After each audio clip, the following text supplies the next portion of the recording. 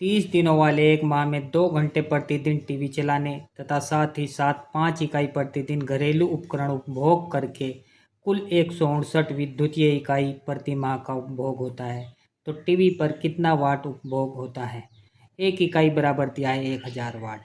हम यह मान लेते हैं कि जो टीवी है वो x वाट प्रति घंटा बिजली यहाँ पर पीता है और ये 30 दिन तक चलता है तो गुणा में 30 लिखेंगे, और 2 घंटे प्रतिदिन चलता है तो गुणा में 2 लिखेंगे, और प्लस इसके साथ साथ एक जो दूसरा उपकरण है वो भी 30 दिन तक चलता है और वो कितना यूनिट लेता है डेली? 5 इकाई। 5 से गुणा करेंगे। अब इसको हमने यहाँ पर वाट में माना है तो इसको भी वाट में बदल देंगे। एक इकाई बराबर 1000 वाट है तो 5 इकाई 1000 से गुणा कर देंगे, और ये बराबर होगा जो महीने में कुल बिजली खर्च हो रही है वो हो रही है 159 इकाई, और इस इकाई को भी यहाँ पर वाट में बदल देंगे, गुणा में 1000 वाट लिखेंगे। ये यूनिट है। तो अब इनकी गुणा होगी 30 दूनी 60x। 60x बराबर यहाँ पर हो जाएगा, ये हो गया 159,000, 1,59,000, और इसमें से माइनस हो जाएगा 30 पंजे 150, तो 150,000 यानी कि 1,50,000। अब सीधा बच गया यहाँ पर ये 9,000, तो 60x बराबर हो गया 9,000।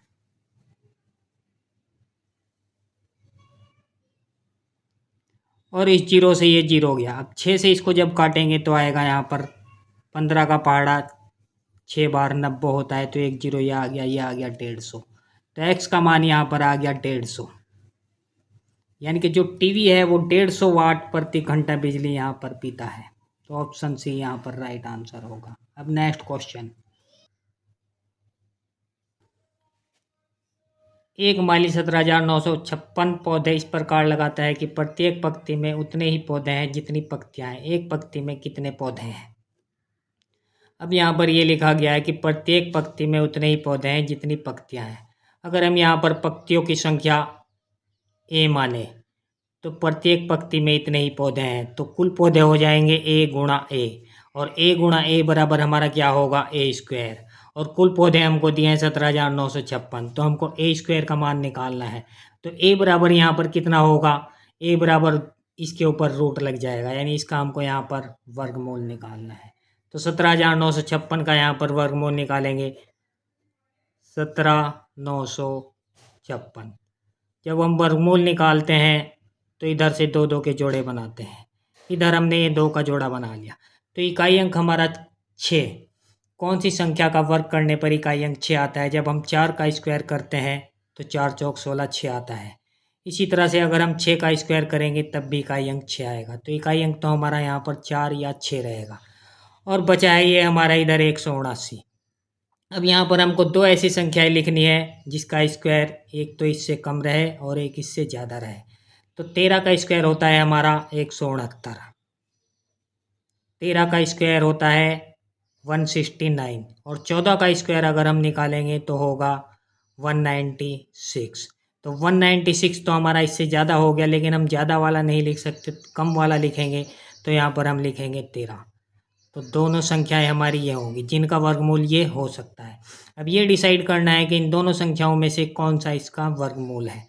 तो सीधा सा तरीका है, इन दोनों की यहाँ पर गुणा कर देंगे। तो 13 की और 14 की गुणा जब करेंगे कितना आएगा?